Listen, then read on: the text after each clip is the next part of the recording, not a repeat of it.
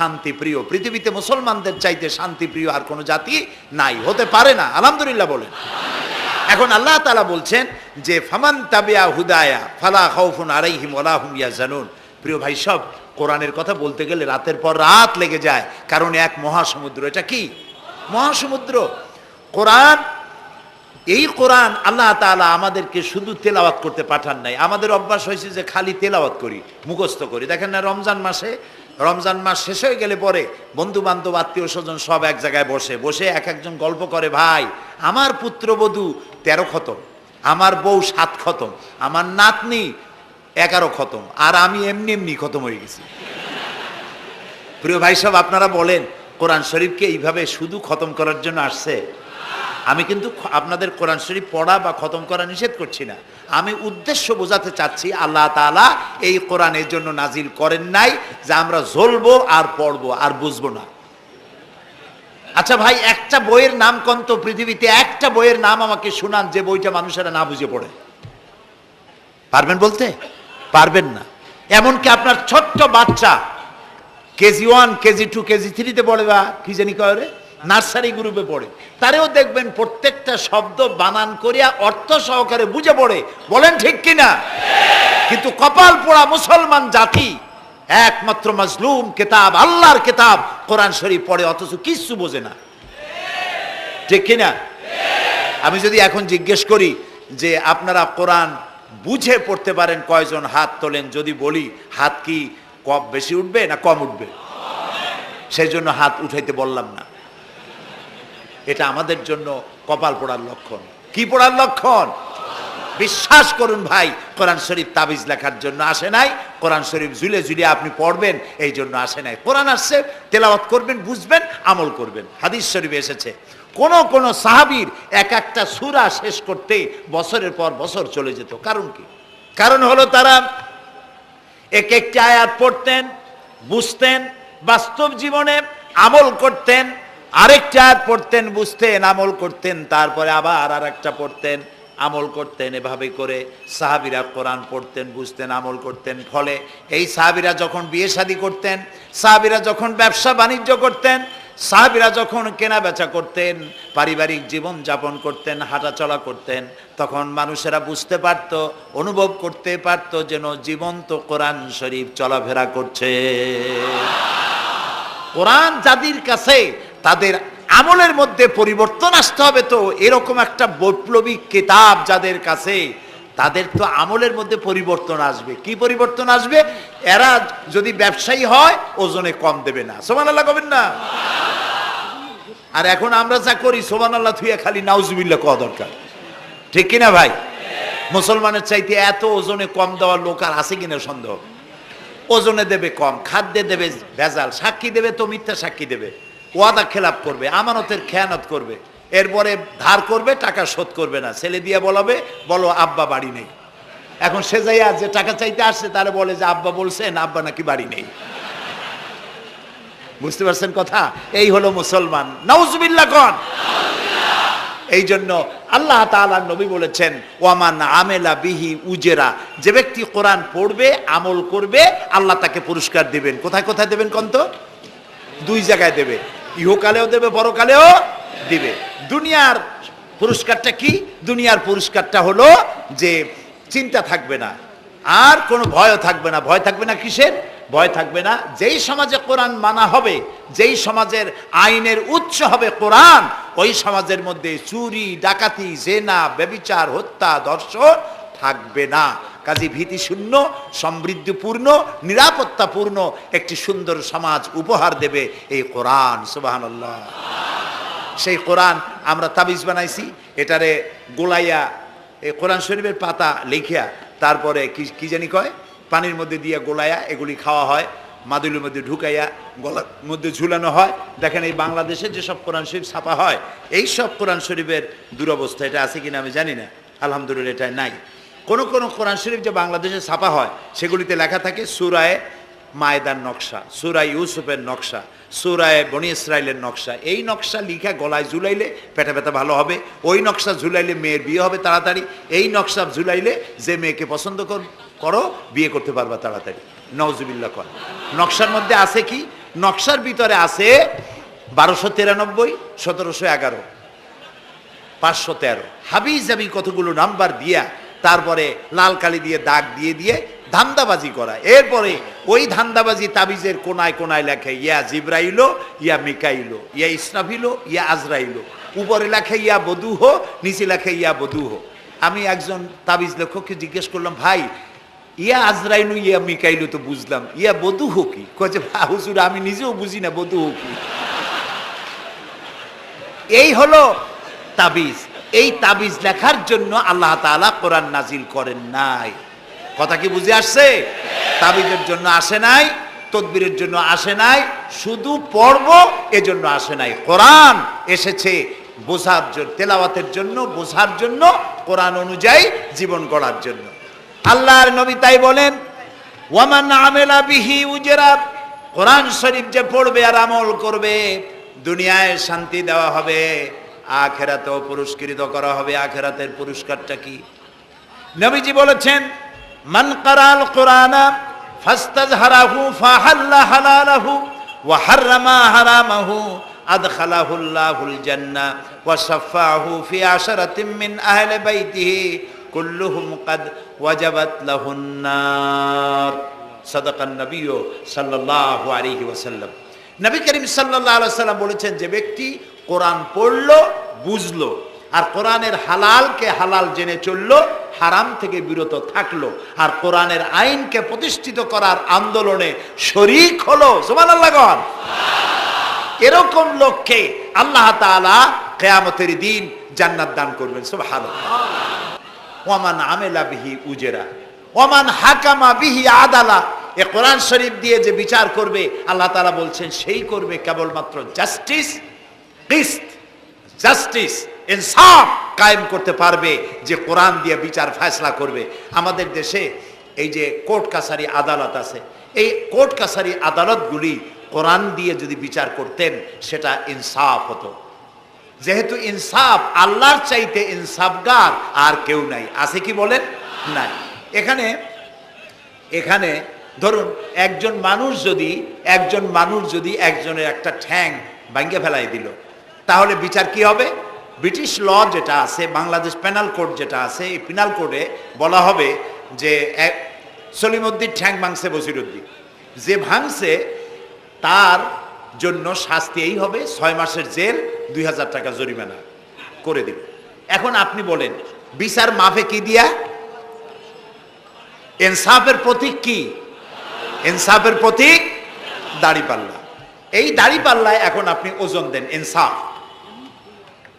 ঠ্যাং ভাঙছে কার? সলিমউদ্দিন, তার ভাঙ্গা ঠ্যাং এক পাশে থন, এক পাল্লায়। আর বসিরউদ্দিন ভাঙছে ঠ্যাং, সেই কারণে তার 2000 টাকা জরিমানা আর 6 মাসের জেল আর এক পাল্লায় রাখেন। এবার দাড়ি ধরে টান দেন, সমান হবে? যদি 50,000 টাকা জরিমানা হয় আর 6 বছরের জেল হয়, তাও কি সমান হবে? হবে না। সমান হবে কি হলে? সমান হবে ওই সলিমউদ্দিন ভাঙ্গা ঠ্যাং এক পাল্লায় দাও, আর যে ভাঙছে তার নাম কি? বসিরউদ্দিন। বসিরউদ্দিন কেউ যদি থাকেন রাগ করবেন না, আমি একটা দৃষ্টান্ত দিচ্ছি। এখন ওই বসিরউদ্দিন ভাঙ্গা, তারও একটা ঠ্যাং ভাঙ্গিয়া যদি এই পাল্লায় রাখেন, এখন যদি টান দেন, তাহলে সমান হবে কিনা বলে? এটা হচ্ছে কোরআন। এই কোরআন বলছে পায়ের বদলে পা, হাতের বদলে হাত, নাকের বদলে নাক, চোখের বদলে চোখ, জানের বদলে জান। সুবহানাল্লাহ। এটা ইনসাফ। এই ইনসাফ হচ্ছে কোরআনের দেওয়া ইনসাফ। সুতরাং আল্লাহ তাআলা নবী বলছেন, ওমান হাকামা বিহি আদালা, যে ব্যক্তি এই কোরআন দিয়ে বিচার ফয়সালা করবে, যে ব্যক্তি, যে পরিবার, যে সমাজ, তারা ইনসাফ কায়েম করতে পারবে। যেহেতু আল্লাহর চাইতে ইনসাফগার পৃথিবীতে আর কেউ নাই, আকাশেও নাই, জমিনেও নাই। রাসূলুল্লাহ বলছেন, ওয়ামান দা ইলাইহি হুদিয়া ইলা সিরাতিল মুস্তাকিম, যে ব্যক্তি কোরআনের দিকে মানুষকে দাওয়াত দেয়, সেই একটি সহজ সরল রাস্তার দিকে দাওয়াত দেয়, যে রাস্তার শুরু পৃথিবী থেকে আর রাস্তার শেষ জান্নাতুল ফেরদাউসে গিয়া। সুবহানাল্লাহ। এটা হচ্ছে সেই কোরআন। বুঝতে না পারার কারণে আমরা বিপদে পড়েছি। প্রিয় ভাই সব, আপনারা আছেন কষ্টে, বসেছেন পানির মধ্যে, আছেন দাঁড়াইয়া, মাথার উপরে ছেঁড়া সামিয়ানা বিরক্ত করছে। আমি লম্বা করতে চাই না। অল্পের মধ্যে ছেড়ে দেই, যাতে করে আপনাদেরও সুবিধা হয়, কষ্ট না হয়।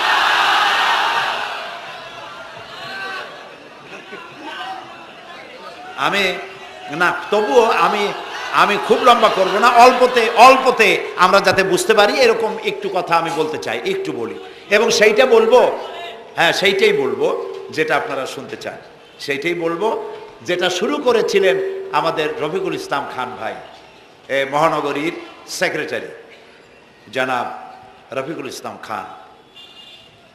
আল্লাহ তাআলা ওনার প্রতি রহম করুন, আমরা বলি আমিন।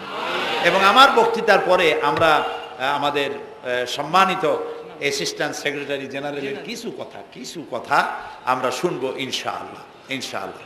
তো আমি ওই আয়াতটা দিয়েই কথা বলি। আল্লাহ তাআলা বলছেন, ইয়া আইয়ুহাল্লাযীনা আমানু হাল আদুল্লুকুম আলা তিজারাতিন তুনজিকুম মিন আযাবিন আলীম تؤمنون بالله ورسوله وتجاهدون في سبيل الله بأموالكم وأنفسكم ذلكم خير لكم إن كنتم تعلمون। হে বিশ্বাসীরা, তোমরা যারা ঈমান এনেছো শোনো, হাল আদুল্লুকুম আলা তিজারাতিন, আমি কি তোমাদেরকে এমন একটি ব্যবসার কথা বলবো না যে ব্যবসায় তোমাদেরকে জাহান্নামের কঠিন শাস্তি থেকে তোমাদেরকে রক্ষা করবে, এমন একটি ব্যবসার কথা বলবো না? তার মানে অবশ্যই এরকম একটা ব্যবসার কথা আমি তোমাদের বলবো যে ব্যবসা তোমাদেরকে জাহান্নামের কঠিন শাস্তি থেকে বাঁচায় দেবে। সুবহানাল্লাহ বলি। জাহান্নাম থেকে বাঁচাবার জন্য ব্যবসা শিখাচ্ছেন কে? আল্লাহ। এবার দেখেন, ব্যবসা এটা করলে লাভও আছে, নোকসানও আছে, ঠিক না? বলেন আছে কিনা? লস অ্যান্ড প্রফিট এর মধ্যে থাকবেই। কিন্তু আল্লাহ রাব্বুল আলামিন বলেন, আমার সঙ্গে যে ব্যবসা করবে ওই ব্যবসাটা হচ্ছে তিজারাতান লান তাবুর। আমার সাথে যে ব্যবসাটা করবা এই ব্যবসায় কোনো নোকসান নাই, শুধু লাভ লাভ আর লাভ। কে বলতেছেন? এরকম একটা ব্যবসা করবেন? আমি জানি আমরা লাভের ব্যাপারে খুব আছি, নোকসানে আমরা কেউ নাই। মানুষ লেখাপড়া জানুক আর না জানুক, লাভ যেখানে সেখানে মানুষ ঝাঁপ দেয় তাড়াতাড়ি। ওই যে বলে না যে এই হিসাব না জানলে কি হবে, কম দিলে টের পায়। আমরা লাভ খুব ভালোই বুঝি, এই জন্য এটা কোরআনও নয় হাদিসও নয়, একটি রূপক কথা। এক ব্যবসায়ী নেকে কিয়ামতের দিন হাজির করা হবে, ফেরেশতা তাকে বলবে যে আল্লাহর বান্দা, তোমার পাপ আর পুণ্য, ন্যাক আর বদ এই দুটি সমান সমান হয়ে গেছে, 50-50, এখন কোন জায়গায় যাবা? কও বেহেশতে যাবা না দোজখে যাবা? ব্যবসায়ী লোকটা কিছু জানে না, সে কয় যে ফেরেশতা ভাই, আমি তো দোজখে চিনি না, বেহেশতেও চিনি না, সারা জীবন ব্যবসা করছি, যে জায়গায় গেলে আমার 2 টাকা লাভ হয় ওইখানে আমার পাঠাবো। তো মানুষ লাভ খুব ভালো বোঝে এবং লাভের দিকে মানুষ ঝোঁকে বেশি। এই জন্য আল্লাহ তাআলা বলছেন, হাল আদুল্লুকুম আলা তিজারাতিন তুনজিকুম মিন আযাবিন আলিম, যেটা লাভ আর লাভ। আমার সাথে ব্যবসা করো, শুধু লাভ হবে। তো এই ব্যবসার মধ্যে পুঁজি হলো 3টা। ব্যবসার মধ্যে পুঁজি কয়টা? 3টা। আল্লাহ রাব্বুল আলামিন বলেন, তুমিনুনা বিল্লাহি ওয়া রাসূলিহি ওয়া তুজাহিদুনা ফি সাবিলিল্লাহ। 3টি পুঁজি। একটি হলো আল্লাহর প্রতি ঈমান, রাসূলের প্রতি ঈমান এবং আল্লাহর রাস্তায় জিহাদ করা, মাল দিয়া জান দিয়া। এই কয়টা হলো? 3টা।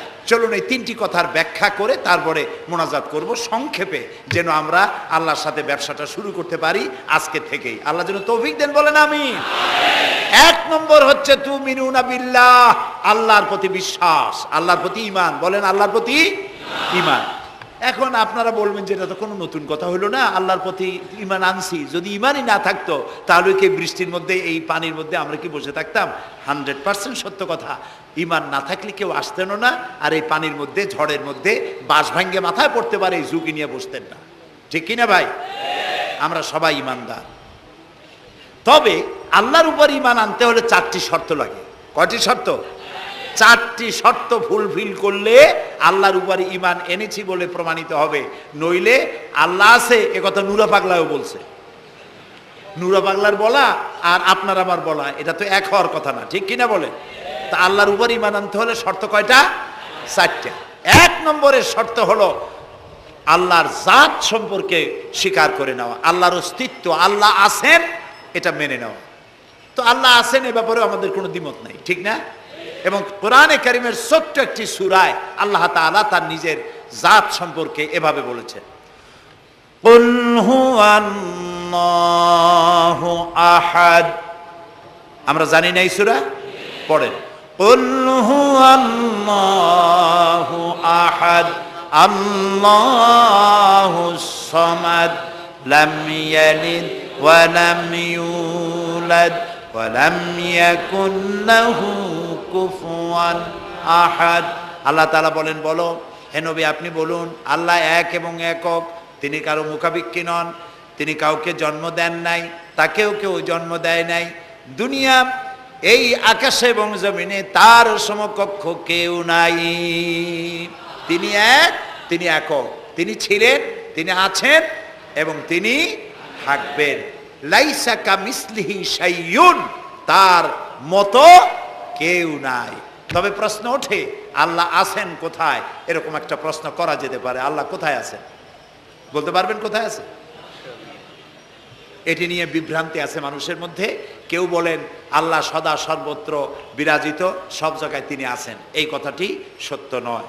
আল্লাহর যদি সব জায়গায় থাকা লাগে তাহলে পৃথিবীর মধ্যে ভালো জায়গাও আছে, খারাপ জায়গাও আছে। আছে না খারাপ জায়গা? আমি সেসব জায়গার নাম নিলাম না, আপনারা বুঝে নেন। তাহলে আল্লাহ সব জায়গায় থাকলে এই কথা যদি সত্য হয় তাহলে এটি অত্যন্ত বেয়াদবিমূলক কথা, এ কথা ঠিক না। আল্লাহ আছেন কোথায়? আল্লাহ নিজেই বলছেন তিনি কোথায় আছেন। কোরআনে কারিমে রব্বুল আলামিন তিনি কোথায় আছেন একথা তিনি নিজেই বলে দিয়েছেন, আর রহমানু আলাল আরশিস তাওয়া। আল্লাহ তাআলা আরশের উপরে আছেন, সুবহানাল্লাহি ওয়া বিহামদিহি। এবং প্রত্যেক রাত্রে তিনি শেষ রাত্রে প্রথম আকাশে আসেন, নবী করিম সাল্লাল্লাহু আলাইহি সাল্লাম বলেছেন। প্রিয় ভাই সব, তো আল্লাহ তাআলা সদা সর্বত্র বিরাজমান যে কথাটা বলা হয় এটা আক্ষরিক অর্থে ওরকম না, এটা ব্যাখ্যা সাপেক্ষে কথা। আল্লাহ সদা সর্বত্র সব জায়গা সম্পর্কে ওয়াকিফাল, তিনি সব জানেন, সব দেখেন। তিনি সামিউন, তিনি বাসিরুন, তিনি দেখতে পান, তিনি শুনতে পান। আপনার আমার দেখার মধ্যে কোনো বাধা, প্রাচীর, অবস্ট্রাকশন কিছু একটা থাকতেই পারে। আল্লাহর দেখার মধ্যে কোনো বাধা নাই। অন্ধকার রাতেও দেখেন, কুয়াশাচ্ছন্ন হলেও দেখেন, মেঘের মধ্যেও দেখেন, তার দেখায় কোনো বাধা নাই, তার শোনায় কোনো বাধা নাই। এমনকি মহাসাগরের অতল তলদেশে ছোট্ট পাথরের গায়ে লাগানো একটি ছোট্ট পোকা, যাকে মাইক্রোস্কোপ যন্ত্র ছাড়া দেখা যায় না, এমন ছোট্ট সূক্ষ্ম একটি পোকাও যদি, ক্ষুদ্র একটি পোকাও যদি পেটের জ্বালায় অথবা ক্ষুধার জ্বালায় চিৎকার মারে, কেউ শুনতে পায় না। আরশের মালিক আল্লাহ রব্বুল আলামিন তা শুনতে পান। এ হচ্ছে আল্লাহ, তিনি সব শুনতে পান, সব দেখতে পান।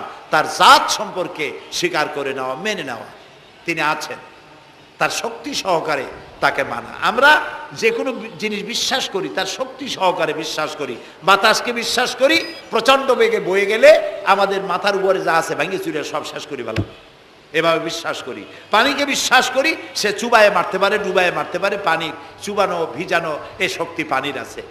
আমরা আগুনকে বিশ্বাস করি, জ্বালিয়ে পুড়িয়ে ছাই করে দিতে পারে, এভাবে আগুনের শক্তি সহকারে বিশ্বাস করি। সাপকে বিশ্বাস করি, বাঘকে বিশ্বাস করি, দংশন করলে, থাবা মারলে কাম সারা। পয়জনকে বিশ্বাস করি, খাইলে পরে মরে যেতে পারি, শক্তি সহকারে বিশ্বাস করি, ঠিক না? এখন আল্লাহরে বিশ্বাস করি, এই কথা শুধু বললেই হবে না, আল্লাহকে বিশ্বাস করতে হবে তার গুণ সহকারে। সেই জন্য 4টি শর্তের 1 নম্বর শর্ত হলো আল্লাহর অস্তিত্বকে মানা। 2 নম্বরের শর্ত হচ্ছে আল্লাহর গুণাবলীকে স্বীকার করা, মেনে নেওয়া। আল্লাহর গুণাবলী কি? কোরআন শরীফে আল্লাহর অনেকগুলি নাম আছে। আল্লাহ এ হচ্ছে ইসমে জাত। আল্লাহ এটা কি? ইসমে জাত, আসল নাম কি? আল্লাহ। বলেন সবাই আল্লাহ। ন কিন্তু আল্লাহ এটা অশুদ্ধ, বলার সময় মুখটা গোল হয়ে যাবে। আল্লাহ বলেন সবাই আল্লাহ। কি মধুর নাম, সুবহানাল্লাহ। সুবহানাল্লাহ। আল্লাহ নিজেই বলেছেন ওয়ালাহুল আসমাউল হুসনা, আল্লাহ রয়েছে সুন্দর সুন্দর নাম। 99টি নামের কথা কোরআনে কারিমে আল্লাহ তাআলা নিজেই বলেছেন। সুবহানাল্লাহ। এখন ওই নামগুলিকে বলা হয় সিফাতি নাম, অর্থাৎ গুণবাচক নাম। এই গুণ সহকারে তাকে স্বীকার করতে হবে। তিনি রাজ্জাক, খেতে দেওয়ার মালিক কে? আল্লাহ। তিনি রব, সৃষ্টি করেন।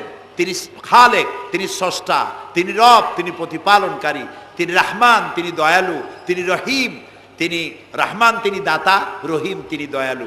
অর্থাৎ প্রত্যেকটা নামের এক একটা শব্দ অর্থ আছে এবং সেই অর্থ সহকারে বিশ্বাস করতে হবে তাকে। এই বিশ্বাস যদি আমরা করতে পারি তাহলে শিরক থেকে আমরা বাঁচতে পারবো। সুবহানাল্লাহ বলেন।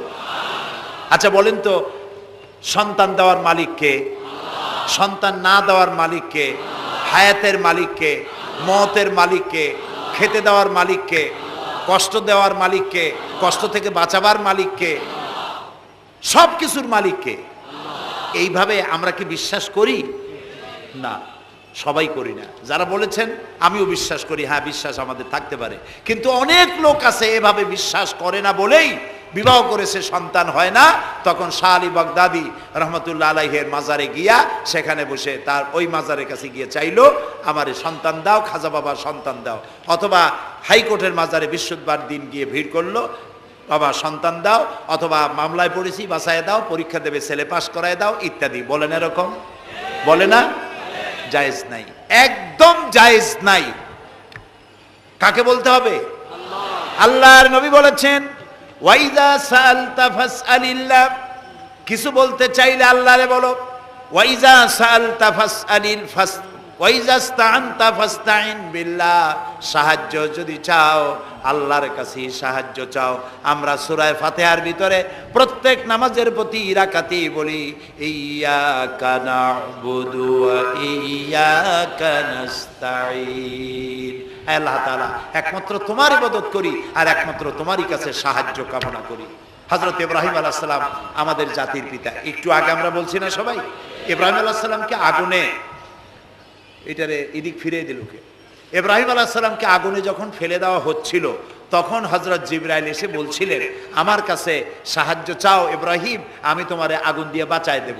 এই যে ইব্রাহিম আলাইহিস সালামের কাছে তাকে সাহায্য দেওয়ার জন্য বলা হলো, এটা কি ঘোরাঘুরি করে? এ মাইকের হর্ন ঘুরান কেন? যেমন ছিল ওই দিকে দিয়ে দেন, আমারে শোনায় তো লাভ নাই। প্রিয় ভাই সব, ইব্রাহিম আলাইহিস সালামকে জিবরাইল বললেন আমার কাছে সাহায্য চাও। ইব্রাহিম আলাইহিস সালাম সাহায্য চাইছিলেন? বলেন চাইছিলেন?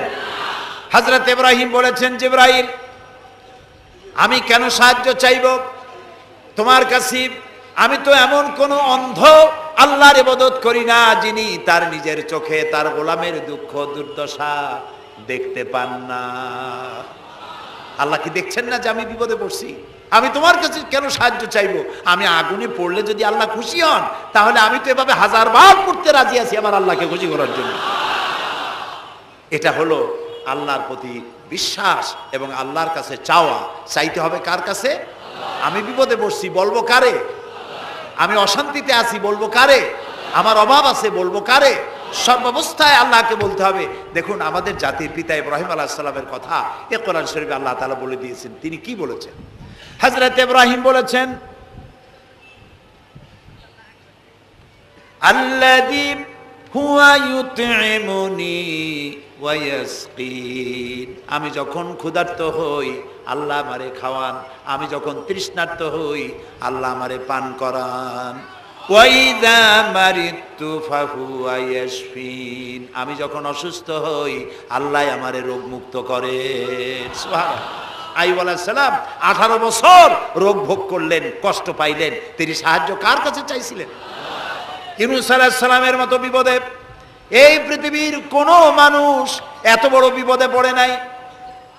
মাছে তারে গিলে ফেলল, পানির অতল তলদেশে মাছ চলে গেল, মাছের পেটে দরজা নাই, জানালা নাই, ভেন্টিলেটর নাই, মাথা গলাইয়া কোন রকম বাইর হবে এমন কোনো পথ নাই, বাঁচার কোনো উপায় নাই। হযরত ইউনূস আলাইহিস সালাম যখন মাছের পেটের ভিতরে এই বিরাট বিপদে পড়ে গেলেন, হযরত ইউনূস আলাইহিস সালাম সাহায্য কার কাছে চেয়েছিলেন বলুন? তিনি পড়লেন।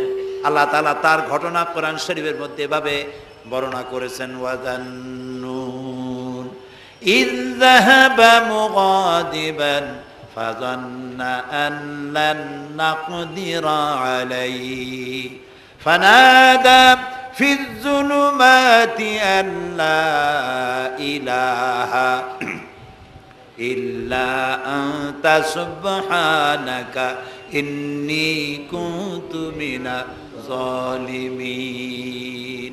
আল্লাহ শোনাচ্ছেন, ও পৃথিবীর মানুষেরা শোনো, ইউনূসকে যখন মাছে গিলে ফেললো, সে তখন ত্রিবিধ ফানাদা ফি যুলুমাত জমায় কাসির, ত্রিবিধ অন্ধকারের ভেতর থেকে তিনি চিৎকার মারলেন। রাতের অন্ধকার, মাছের পেটের অন্ধকার, পানির অন্ধকার, এই ত্রিবিধ অন্ধকারের মধ্য থেকে ইউনূস আলাইহিস সালাম চিৎকার মারলেন, লা ইলাহা ইল্লা আনতা, আয় আল্লাহ তুমি ছাড়া কোনো ইলাহা নাই, সুবহানাকা আমি তোমার প্রশংসা করছি, আয় আল্লাহ তাআলা আমি আমার নফসের উপরে জুলম করেছি, আমার উপরে আমি জুলম করেছি। আল্লাহ তাআলা এই চিৎকার শুনেছেন? হযরত ইউনূস আলাইহিস সালাম মাছের পেটের ভিতরে বসে যেই চিৎকার মেরেছিলেন কেউ শুনতে পায় নাই, পানির ভিতরে কেউ শোনে নাই, জমিনে কেউ শোনে নাই, অন্তরিক্ষেও কেউ শুনতে পায় নাই। আল্লাহ রাব্বুল আলামিন বলেন, আমি আরশের মালিক, ইউনূসের চিৎকার আমি শুনেছি, শুধু শুনি নাই, জবাবও দিয়ে দিয়েছি। ফাস্তাজাবনা লাহু ওয়া নাজ্জাইনাহু মিনাল গাম্মি ওয়া কাযালিকা নুনজিল মুমিনিন। আমি ইউনূসের ডাকের সাড়া দিয়া দিলাম, বিপদ থেকে বাঁচাই দিলাম। মাছের পেটের ভিতরে যন্ত্রণা শুরু হয়ে গেল, মাছ দেখলো বমি না করলে আর বাঁচবো না, এমন অবস্থা মাছের হয়ে গেল। মাছ পেটের ব্যথার জ্বালায় বেসে উঠলো, কেনারায় চলে গেল। ইউনূস আলাইহিস সালামকে বমি করে ফেলে দিল, মাছও বাঁচলো, ইউনূস আলাইহিস সালামও বাঁচলেন। আল্লাহ তাআলা বলেন, শুধু ইউনূস রে নয়, ওয়া কাযালিকা নুজিল মুমিনিন, আমার মুমিন বান্দারা যদি বিপদে পড়ে, এরকম বিপদে যদি পড়ে যায় আর আমারে যদি ডাকে, আমি আল্লাহ রব্বুল আলামিন এই বিপদ থেকে যত বড় বিপদ হোক আমি আল্লাহ বাঁচায়ে দেব।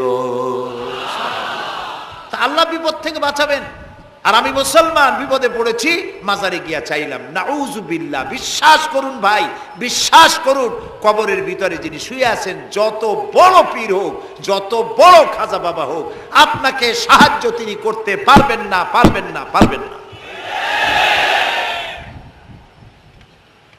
একটু কমন সেন্সের কাছে অ্যাপিল করি, সাধারণ বিবেকের কাছে আপনাদের, যারা এই যে দেখুন হযরত শাহজালাল রহমতুল্লাহ আলাইহি সিলেটে শুয়ে আছেন, বলুন তো তার মাতৃভাষা কি? আরবি। তিনি ইয়েমেন থেকে এসেছিলেন। বাগেরহাটে শুয়ে আছেন হযরতে খান জাহান আলী রহমতুল্লাহ আলাইহি, তার মাতৃভাষা ছিল আরবি। হযরতে খাজা মঈনুদ্দিন চিশতি রহমতুল্লাহ আলাইহি শুয়ে আছেন আজমিরে, তার মাতৃভাষা আরবি। আমরা বাংলাদেশ থেকে, এই দেশ থেকে কোনো লোক গেল সিলেটে, গেল বাগেরহাটে অথবা বাগদাদে চলে গেল, এইসব বড় বড় আল্লাহর ওলিদের মাজারে গিয়ে বাংলা ভাষায় বলল, বাবা আমি তো বিপদে পড়ে আসছি, নির্বাচনে দাঁড়াইছি, আমি যেন জিততে পারি। অথবা দেখেন না, মাজার দিয়ে শুরু করে সবাই। অথবা যায় বলল যে আমার বিয়ে করেছি 15 বছর, বাচ্চা হয় না, আমার একটা বাচ্চা। অথবা মামলায় পড়েছি, আমার একটু জিতায় দাও, ব্যবসা করি, এত টাকা লস দিতে দিতে শেষ হয়ে গেছি। বাবা আপনি বললেন কোন ভাষায়? শাহজালাল খুব বুঝলেন, বড় পীর সাহেব খুব বুঝছেন। তাহলে আপনার 1 নম্বর ফায়ার মিস হয়ে গেল, মিস ফায়ার। আচ্ছা, 2 নম্বর কথা হলো, যার কাছে আপনি চাইলেন তিনি ওখানে ঘুমন্ত আছেন না চেতনা আছেন, এ ব্যাপারে আপনার কোনো গ্যারান্টি আছে, নিশ্চয়তা আছে? আপনি যখন দোয়া করতেছিলেন তখন উনি চেতনা না ঘুমে? যদি ঘুমায় থাকেন তাহলে 2 নম্বর মিস ফায়ার। আপনি যা চিল্লাইলেন উনি কিছুই শুনল না। 3 নম্বরে, কবরে যে শাহজালাল রহমতুল্লাহ আলাইহি অথবা মঈনুদ্দিন চিশতি রহমতুল্লাহ আলাইহি, আল্লাহর ওলিরা, যত বড় বড় ওলি আল্লাহ আছেন, যার কাছে আপনি বিশ্বাস করেন ওলি হিসেবে, উনি যে কবরে আছেন তার নিশ্চয়তা কোথায়? কবরে তো নাও থাকতে পারেন, কারণ আল্লাহ তাআলার 2টা জায়গা আছে করা। বিদেহী আত্মা, এই দেহ থেকে আত্মা যখন সরে যায়, আল্লাহ যখন নিয়ে যান, দেহটার তো কোনো দাম নাই, এটা হচ্ছে নশ্বর, আত্মা হচ্ছে অবিনশ্বর। এ দেহটা মাটির সাথে পচে যাবে, গলে যাবে, কোরআন শরীফে বহুবার বলা হয়েছে। তো আল্লাহ তাআলার দুইটা মেহমানখানা আছে, একটা হলো সিজ্জিন আর একটা নাম বলেন ইল্লিন, দুইটা মেহমানখানা। যেমন এই পৃথিবীতেও মেহমানখানা দুই রকম হয়, সরকারের দুই রকম মেহমানখানা। চোর, ডাকাত, খুনি, বদমাস এগুলি যদি গ্রেফতার হয় তাহলে ওরা খাবে কি? ওদের তো শ্বশুর বাড়ি দিয়ে অথবা বাপের বাড়ি দিয়ে ভাত খাবার দেওয়া হবে না, গভর্নমেন্টের মেহমান হয়ে গেছে। কাজী এদের জন্য মেহমানখানা গভর্নমেন্টের একটা আছে, সরকারি মেহমানখানা। ওইটা কোনটা কোন তো? ও, তাও আপনারা চেনেন। আর একটা মেহমানখানা হচ্ছে ভিআইপিদের জন্য, যারা ভেরি ইম্পর্টেন্ট পার্সন অথবা ভেরি ভেরি ইম্পর্টেন্ট পার্সন যারা, তাদের জন্য, অর্থাৎ প্রেসিডেন্ট, প্রধানমন্ত্রী, মন্ত্রী, এমপি, সচিব, ওনারা যখন বাংলাদেশের কোনো জায়গায় বেড়াতে যান তখন সরকারি মেহমানখানা ওনাদের জন্য থাকে। ওইটার নাম কি? সার্কিট হাউস, ডাক বাংলা ইত্যাদি, রেস্ট হাউস, এগুলি তার জন্য থাকে।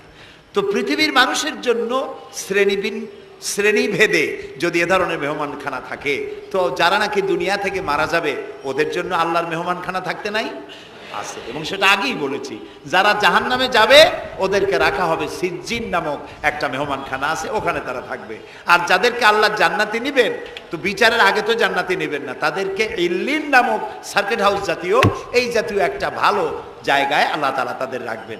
তাহলে আপনি যে কবরের কাছে যায় চাইলেন, হয় ঘুমায় আছে, আপনার ভাষা বুঝলো না, আর কবরে থাকলেও ঘুমে আছে নাকি তাও আপনি জানেন না, আর কবরে নাই এটাও হতে পারে যে আল্লাহ তাআলা অন্য কোথাও তাকে নিয়ে রেখেছেন। কাজেই তিনটা জিনিসই, আপনার পথের ভাড়া নষ্ট, পরিশ্রম নষ্ট, আর তিনটা ফায়ার করছিলেন, তিনটা ফায়ার মিস হয়ে গেল। তাহলে হবে এমন সত্তার কাছে, কোনো পীর নয়, বুজুর্গ নয়, খাজা বাবা নয়, চাইতে হবে এমন সত্তার কাছে যিনি কখনো ঘুমান না, যিনি বাংলাও বোঝেন, ইংরেজিও বোঝেন, আরবিও বোঝে, উর্দুও বোঝে, সকল ভাষা যিনি সৃষ্টি করেছেন। সেরকম কেউ কি আছেন? আছেন? কি নাম তা? এক আঙ্গুল আকাশের দিকে উঁচু করে বলেন, নাম কি? আরো জোরে বলেন, আবারও বলেন, সুবহানাল্লাহ, আলহামদুলিল্লাহ বলেন। এই জন্য নবী করিম সাল্লাল্লাহু আলাইহি ওয়াসাল্লাম বলছেন, ওয়াইজা সাআলতা ফাসআলিল্লাহ, কিছু বলতে হলে আল্লাহরে বলো। ওয়াইজাস্তাআনতা, সুয়াল করলে আল্লাহরে বলো। ওয়াইজাস্তাআনতা ফাস্তাইন বিল্লাহ, আর যদি সাহায্যের প্রয়োজন হয় কোনো ব্যাপারে, যে কোনো ব্যাপারে সাহায্যের প্রয়োজন, আল্লাহর কাছে চাও। আমাদের অবস্থা হলো এই যে ইমাম তো দুর্বল, বিপদে পড়লেই দৌড় দেয় মাজারের দিকে। মুসলমানের সম্পর্ক মাজারের সাথে হবে না, সম্পর্ক হবে মসজিদের সাথে। আল্লাহর নবী যখনই বিপদে পড়তেন, মুসিবতে পড়ে যেতেন, সঙ্গে সঙ্গে উজু করে মসজিদে নববীর ভিতরে প্রবেশ করতেন, 2 রাকাত কাজায়ে হাজাতের নামাজ পড়তেন, আল্লাহর দরবারে হাত তুলতেন, চোখের পানি ছেড়ে দিতেন, আল্লাহ রাব্বুল আলামিনের দরবারে মোনাজাত কবুল হয়ে যেত। নবীজি আমাদেরকে উপদেশ দিয়েছেন, বিপদে যদি পড়ো, মুসিবতে যদি পড়ে যাও, উজু করো, মসজিদের ভিতরে ঢুকে যাও, কাজায়ে হাজাতের নামাজ পড়ো, আর সেজদায় পড়ে চোখের পানি দিয়া, গাল ভিজানো নয়, চোখের পানি দেয়া যায় নামাজ ভিজিয়ে দাও, আর আল্লাহর কাছে প্রার্থনা করো, কাঁদতে থাকো। রব্বুল আলামিন, আল্লাহর নবী বলেছেন, বান্দা যদি গুনাহ মাফির জন্য গুনাহ করেছে, লজ্জায় অনুতপ্ত হয়ে অনুশোচনা করে বান্দা যখন কাঁদতে থাকে, চোখের পানি নাকের অর্ধেক আসতে না আসতে আল্লাহ রব্বুল আলামিন বান্দারে মাফ করে দেন। বিশেষ করে বুড়া মানুষ, আমাদের মধ্যে 2 শ্রেণীর লোক আছে, যুবক আর বৃদ্ধ। মাহফিলগুলিতে আল্লাহর মেহেরবানি যুবকেরা অনেক বেশি আসে, আলহামদুলিল্লাহ বলুন। এরকম আসতে করলেন কেন? আপনি তাকায় দেখেন, ডানে বায় তাকান, ডানে বায় তাকান, দাড়ি পাকা কয়জন আছে দেখেন। 2%, 3% or 5% দাড়ি পাকা হতে পারে, 95% যুবক আর যুবক। সুবহানাল্লাহ, আলহামদুলিল্লাহ। বামপন্থীদের এখানেই কষ্ট, এখানেই কষ্ট। তারা চিন্তা করে এত কষ্ট করিয়া পয়সা করি দিয়া তারপরে কর্মী বানাইলাম, একটা মাহফিলে গিয়া কি এর একটা সমাবেশ দেখলো, মাহফিলে গেল, আমাদের পুকুরের জিয়ানো মাছগুলি সব ইসলামের পুকুরে চলে গেল। এটা তাদের জন্য হেভি লস। আসলে ওরা ধরে রাখতে পারবে না, ঠেকাইতে পারবে না। গায়ে তো মুসলমানের রক্ত, রক্ত কার? এসব যুবকেরা একটা মুসলিম মায়ের পেটে জন্মগ্রহণ করেছে, একটা মুসলিম পিতার জন্মে আসছে। আর রাসূলুল্লাহ যুবকদের ব্যাপারে যে কত কথা বলেছেন, সুবহানাল্লাহ বলো আগেই। রাসূলুল্লাহ বলেছেন কিয়ামতের দিন আল্লাহর আরশের ছায়া ছাড়া কোনো ছায়া থাকবে না, প্রচন্ড রৌদ্র হবে, জমিনটা তামার মতো হয়ে যাবে। ইন্না লিল্লাহি ওয়া ইন্না ইলাইহি রাজিউন।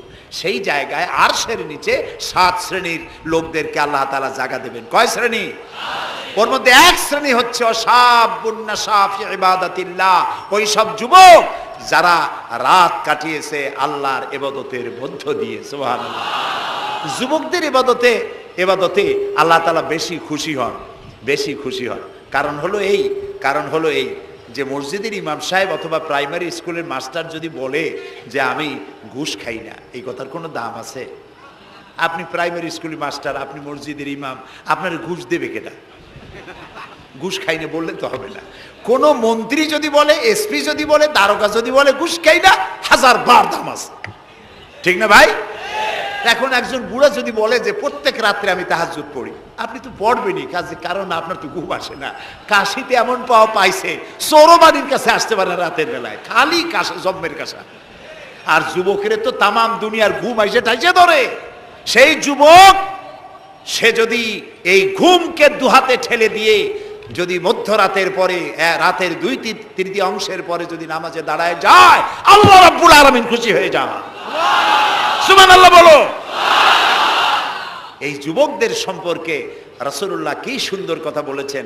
রাসূলুল্লাহ বলেছেন উসিকুম বিশ-শাবাবে খায়রা ফাইন্নাহুম আরাক্কু আফইদা লাকাদ বাসানি আল্লাহু বিল হানিফিয়্যাতি সামহা ফাখালাফানি আশ-শুয়ুখ ওয়া হালাফানি আশ-শাবাব। সাদাকান নবী সাল্লাল্লাহু আলাইহি ওয়াসাল্লাম। নবী করিম সাল্লাল্লাহু আলাইহি ওয়াসাল্লাম বলেছেন, আমি তোমাদেরকে উপদেশ দিচ্ছি তোমরা যুবকদের ব্যাপারে কল্যাণকামী হবে। সুবহানাল্লাহ বলেন। কারণ যুবকদের দিল নরম, আর আল্লাহ তাআলা আমাকে এই পৃথিবীতে উদারতা সহকারে দিন প্রতিষ্ঠার কাজে আমাকে পাঠিয়েছেন। আর এই পৃথিবীতে আমার আল্লাহর দেওয়া ইসলাম প্রতিষ্ঠা করার কাজে আমার বিরোধিতা করেছে বুড়োরা, আর সহযোগিতা করেছে যুবকেরা। দেখেন না রাসূলুল্লাহর সাথে বিরোধিতা কারা করলো? তাদের বয়স কত? আবু জাহেল, আবু লাহাব, ওতবা, সাইবা, মুগিরা, ওলীদ, আবু সুফিয়ান, কুষ্টিসুদ্ধা, সকলের বয়স ছিল 40-এর ওপরে।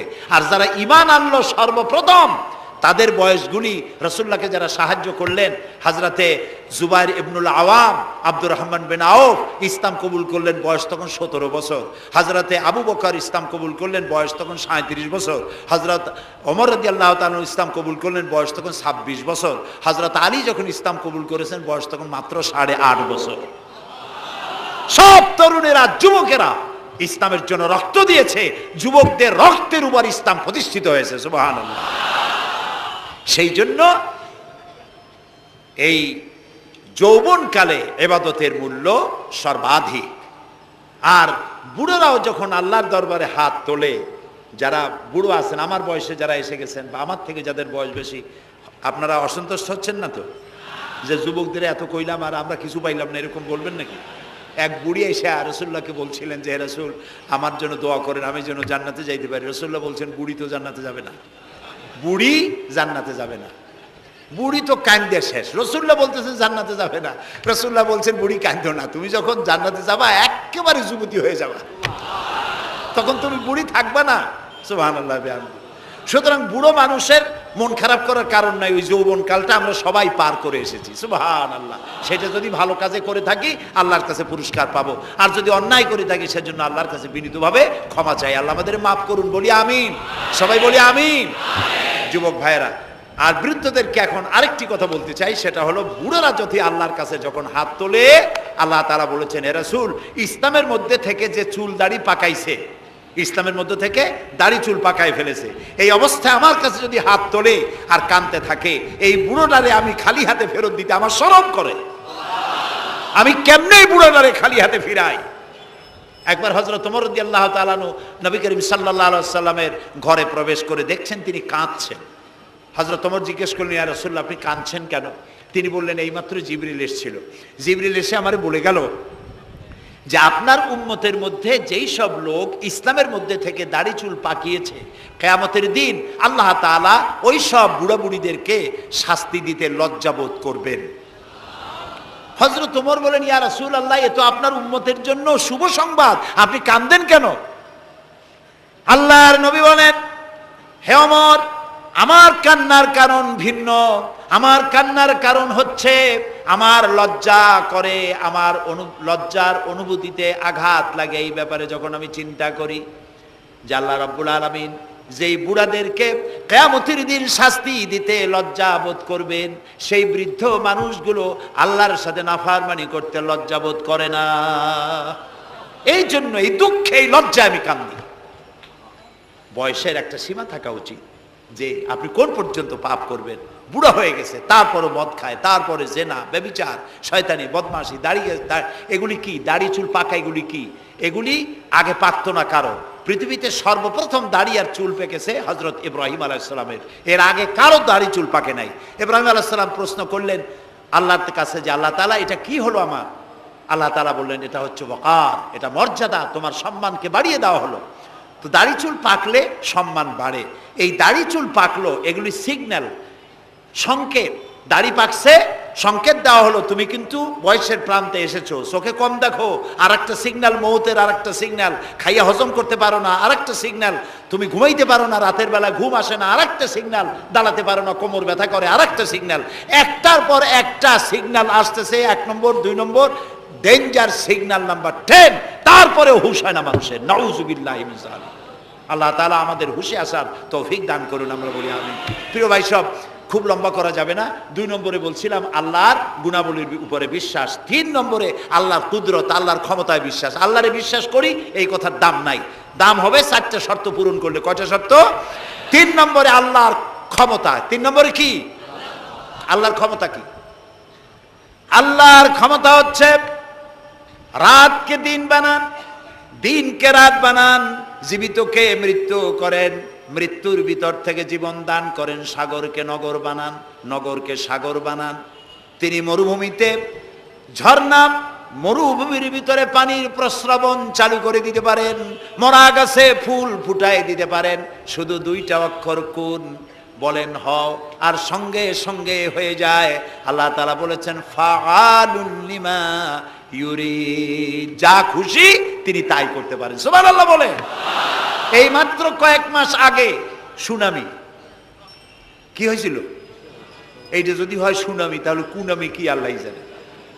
সুনামি হইল মালয়েশিয়া, ইন্দোনেশিয়া, মালদ্বীপ, শ্রীলঙ্কা, ইন্ডিয়া, থাইল্যান্ড, এই উপকূলীয় এলাকায় সুনামি। মাত্র 1.5 মিনিট, 1.5 মিনিটের সুনামিতে জলকম্পন আর পানি কম্পনে 2.5 লক্ষ মানুষ শেষ, আর 1 লক্ষ মানুষের কোনো খোঁজ নাই। প্রায় 3.5 থেকে 4 লক্ষ মানুষ দুনিয়া থেকে বিদায় হয়ে গেল 1.5 মিনিটের মধ্যে। আর সমুদ্রের পানি 33 থেকে 35 ফিট উঁচু হয়ে পানি এসে নগর, গাড়ি বাড়ি ভেঙে চুরে পাতার মতো, শুষ্ক পাতার মতো সব উড়িয়ে ভাসিয়ে শেষ করে দিল। সুবহানাল্লাহ। আবহাওয়াবিদরা বলেছেন, বিজ্ঞানীরা বলেছেন, এটা নাকি ভারত মহাসাগরের অতল তলদেশে যেখানে মাটি, ওই মাটিরও কয়েক কিলোমিটার নিচে ফাটল ধরেছে। সেই ফাটল ধরে কি দিকে করিয়া জমিনে কম্পন লাগলো, পানিতেও কম্পন লাগলো। আমাদের এই যে ঢাকায় সকালবেলায় যারা মর্নিং ওয়াক যারা করেন, রমনা লেকের পাশ দিয়ে হাঁটতেছে, হঠাৎ পিছনে পানি মারছে, দেখে যে সকলের পিছনে পানি মারে কে? তাকায় দেখে রমনা লেকের পানি উথাল পাথাল খেয়ে গেছে। ভূত না জেন জুতা মুতা ফালাই ধুয়ে দিছে দৌড়। পানির মধ্যে যে কম্পনটা বাংলাদেশে হলো, এই কম্পনটা যদি মাটিতে হতো, তাহলে এই অপরিকল্পিত বানানো শহর ভেঙ্গে চুরে ভর্তা হয়ে যেত। আল্লাহ শুকরিয়া আদায় করি যে আল্লাহ তাআলা দয়া করে আমাদের গরিব